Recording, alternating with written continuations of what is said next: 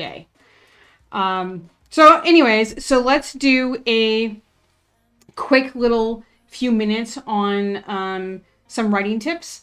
Like I said, I want to talk about some basic, and I mean basic self-editing.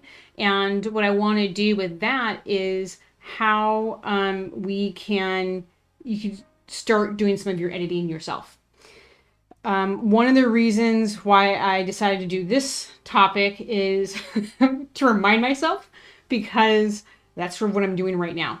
Is I have probably 6 books, stories written, but I need to do the initial self-editing now. So I thought we'll start with the editing, right? So I had a few things I wanted to talk about. The first would be word choice. Word choice is really, really key, because what you want to do is, and this is the hardest thing too, it is when you write the initial story, usually you just throw it up there. Sort of like we're doing in these short stories that we'll be doing in a little bit. And you just throw things up. And then when you start going back through it and you have to flesh it out and you have to edit, you start looking at your word choice. And so one of the things I noticed that I tend to do is I use a lot of repetitive words, whether it be in the same paragraphs, but more like same chapter, story itself. So one of the good things to do is, how can you look at, you can use Word or whatever you're using and just do a find of how many times you use a specific word. We used, for Skipping Stones, my first published novel, when we were editing, my husband and I were editing, we noticed that we used certain words a ton. We used adorned, giggled, and smiled like all the time. And so we actually looked it up, how many times we used it. And I think my husband would know, but I think smiled was the most. It was like 80 times in the novel. Granted, it was about 100,000 words. And yeah, smiled. Sighed. Yeah. So there's so many, for whatever reason, you get certain words that it sticks. So you had sighed, Sundance, and for us, we had smiled and we had giggled and adorned. And you wouldn't think adorned, it would be used that often, but for us, it happened to be used fairly often. And I think it was because we were, classic love story, 1800s England, so everything was very ornate and whatnot, so we used adorned a lot. Of course, now we have an inside joke my husband and I do about, oh, did you adorn yourself with that or whatever? But the point here is try to pay attention. And when you first throw the words up or throw the story up, you don't have to necessarily, but afterwards you can definitely go through and try and reduce the repetitive words. The other thing this is common in a lot of things is try to avoid using adverbs. A lot of the adverbs are things that end in ly. And the reason why you want to do that is because it's almost like you're trying to add another word to say a word, or to get an emotion across or a thought across. So what you want to do is try to consolidate it into usually the right word. And I gotta learn how to ban. So so that is one thing too. And the other thing is use action verbs. So you want to be active versus passive. And then what you can do is, if you are active versus passive, it just moves the story forward in a much more solid state or foundation. And as I said, it moves it forward. So then the other thing too is, once you get in the story up and you have to go through multiple edits, you just do. That's part of it. And it's not a bad thing. It's just a different part of the writing process. You have the story, you get the story up, which is my favorite part. And then you do the editing. My husband and I, for Skipping Stones, we did about 30-ish edits. And that was, I think, a little insane and a little too much. But it was also our first time we had our first novel published, so we learned a lot. Thank you, Fragility, for following. Appreciate it. And so what you want to do is you want to go through it and you want to do edits. And there's different types of editing. There's developmental edit.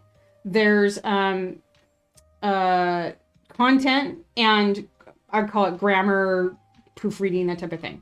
So the development edit is where I'm sort of at with these 6 stories I've written, which is flesh out, develop the story more if you need to, and that type of thing. So that's where I'm at with these certain books that I'm working on, which I need to work on. It's actually where my husband is very, very good. Hi there, Jackie. Nice to see you. I'm talking about basic self-editing. So I'll do a quick recap and then we'll continue. Basically, I'm just saying, look at your word choice and do try and avoid words ending in ly, adverbs, and also use action verbs versus passive so you can move the story forward. And then the repetitive words, try, once you're done with the actual story, find ways to, you can do a word, you can check out how many times you used a certain word. And I use examples from my novel, Skipping Stones, where I use smiled, giggled, and adorned way too often. And then I just adjusted. So then now what we're going into is there's 3 types of editing, which is the developmental, content, and proofreading. And the developmental is, like I said, it's more about fleshing out the story once you have it up. And then and that's where I'm at with a lot of my stories right now. And then content is like the pacing. Does everything make sense? If you have a timeline thing, does it, whatever, does you have this one character do a certain action? Does it make sense based on how you portray the character? And then, of course, at the end, it would be the proofreading, grammar, does everything make sense, blah, blah, blah.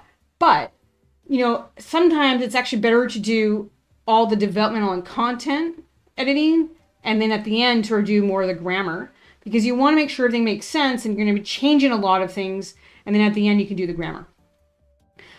You also want to do very show versus tell.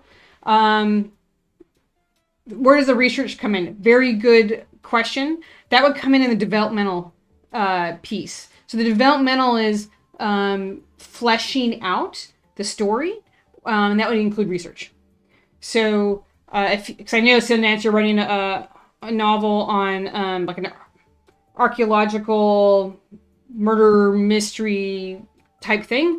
And if you need to do research on archaeology, specific digs, you would definitely come in the developmental edit. Sort of, like for me, I have a couple novels that are about 50,000 words, and I want to get them to between 70 and 90,000. And so to get them to the initial 20 to 30,000, that's where the developmental edit will come in. Hopefully that made sense. So, but yeah, so that's sort of where this is just a basic self-edit type. Then what we want to do is, awesome. But really you want to get help, because you can do so much yourself, which is the self-editing. But then we want to get some beta readers, get people who you trust can give you an honest feedback. And then, so like in Skipping Stones, we did 2 rounds. We learned a lot, so we did a little excessive. My husband and I did a few edits. Then we sent it to 2 beta readers, each of our mothers. So that was super fun. But we got good feedback, and then we made the adjustments. And then we did and sent off again to 2 separate beta readers, which we did not know very well, and they gave us feedback. And then we adjusted that, and then we did it a few more times, and then we sent off to a professional editor. So I would highly recommend that once you go through your own edits and your beta readers, you get a professional editor to look at it. I'm in the middle of actually a children's story right now, which I usually don't write children's stories, but I have this one. I edited it a couple times. My mom edited it as well, and she's a way better editor than I am. And then I actually have a professional editor reviewing it right now. So it just go through that process. But that's sort of, what you need to do for editing. If you have other questions, let me know. But the idea is to try and, like I said, there's just some basics of how to help you with your